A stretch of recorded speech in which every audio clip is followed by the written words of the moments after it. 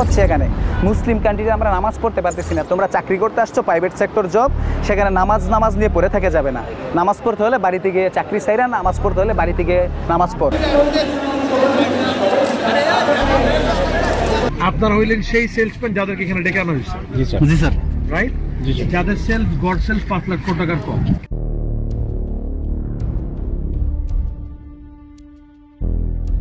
কোনো মানুষই কিন্তু বুকে হাত দিয়ে বলতে পারবে না যে আমি একজন ফেরেশতা মানুষ। উদাহরণ আমি মনে করি যে একটা বড় ব্যবসায়ী কিন্তু অসংখ্য ক্ষুদ্র ব্যবসায়ীকে কিন্তু সাপোর্ট করতে পারে, এবং আমার যতটুকু ক্ষুদ্র ব্যবসায়ীকে দরকার আছে, ক্ষুদ্র ব্যবসায়ী কিন্তু আমাকে দরকার আছে। আমরা চাই আমাদের ন্যায্য অধিকার আমাদের কাছে ফিরিয়ে দেন। যদি আমরা খালি বলেন যে ডিলার, আপনি বলছেন যে কোম্পানি মালিককে ডিলার, স্যার আমরা তো চাকর না। আমাকে যেভাবে আমরা ব্যবহার করেন আর যেভাবে আমাকে বৈষম্য স্বীকার করেন, এতে আমাকে চাকর না স্যার, আমরা তো আমাকে মালিক প্রাইজ দিচ্ছেন। তারা কি এই কাজটা করবেন? আমাকে একটু রেসপন্স করে বলেন, তারা কি এটা করবেন? ইনশাআল্লাহ চেষ্টা করব। আপনি যদি চেষ্টা করেন, আপনি বলবেন যে আমি করবই করব, আমার স্বামীরে দিয়ে আমি করাবো। সিলেক্টেড হলে আমি জব করবো না, কারণ মেন সার্টিফিকেট প্রাণ গ্রুপে দিয়ে জব করার কোনো চিন্তাধারা আমার একদমই নেই স্যার।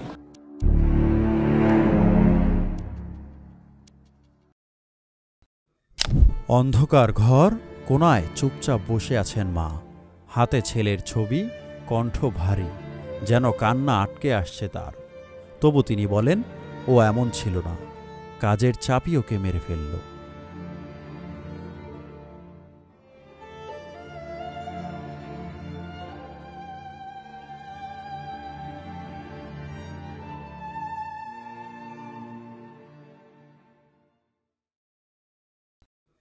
চাপ শব্দটি বারবার ফিরে আসে ফেস দ্য পিপলের হাতে, কখনো অভিযোগ হয়ে, আবার কখনো অভিমানের ভারী বোঝা হয়ে।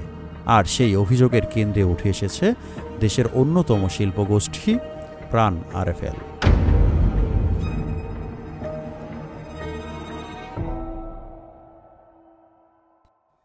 প্রতিষ্ঠানটিতে দায়িত্ব পালন করা কয়েকজন বর্তমান ও সাবেক কর্মী নিজেদের বয়ান দিয়েছেন আমাদের কাছে, কখনো অডিওতে, কখনো চ্যাটে, কখনো বা ভয় আর ক্ষোভে কাপা ফোন কলে।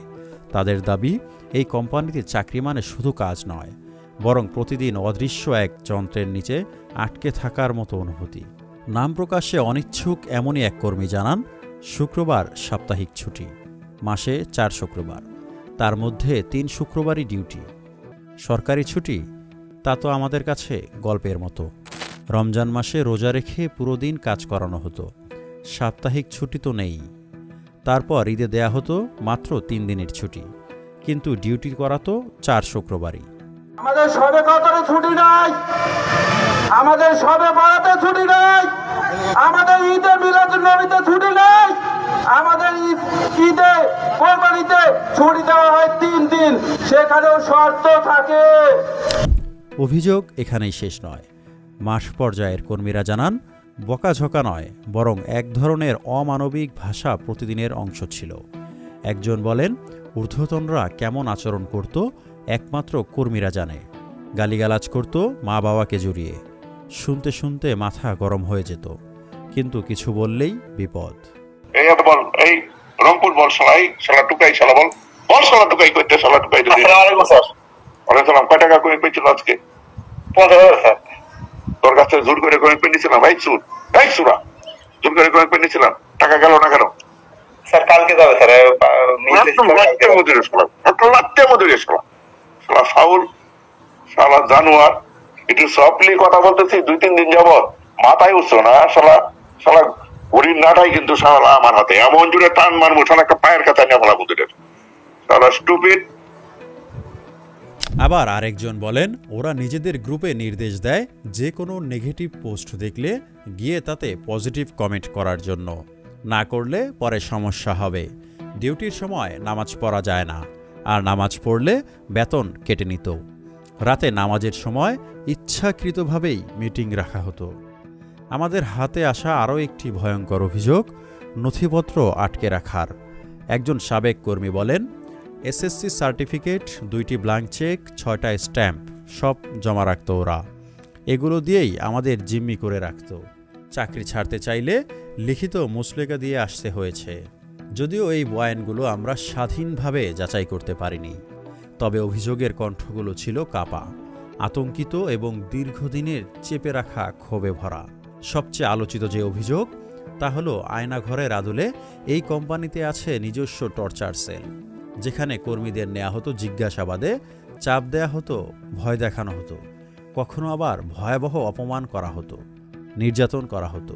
কর্মীদের অভিযোগ আছে অতিরিক্ত চাপ নিয়ে, এমন চাপ যা পরিবারের দাবি অনুযায়ী এক কর্মকর্তার জীবন নিয়ে খেলেছে।